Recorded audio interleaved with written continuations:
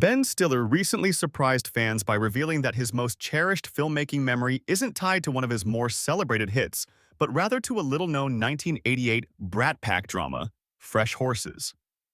The revelation came during a conversation on the Prof G pod with Scott Galloway, where Stiller fondly reflected on the experience despite the film's commercial failure.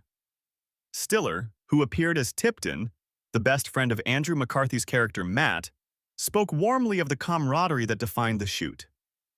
Filmed over 3 invigorating months in Kentucky, the cast, young, energetic, and full of potential, embraced what he described as the dream.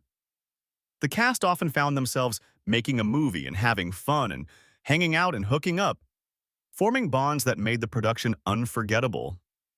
He said he entered the project with the youthful optimism of someone convinced it was his breakthrough moment, believing, oh man, I'm going to be in the Brat Pack. I'm going to be in the movies.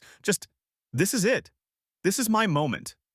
But despite the film tanking at the box office, Stiller emphasizes that from a personal standpoint, it was literally to this day my favorite experience ever making a movie.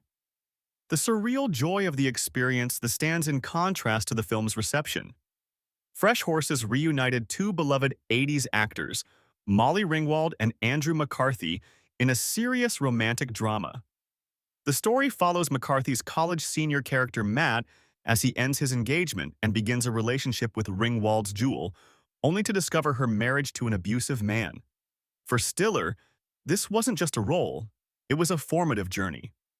Though Fresh Horses didn't launch him into newfound stardom, it preceded key early career milestones.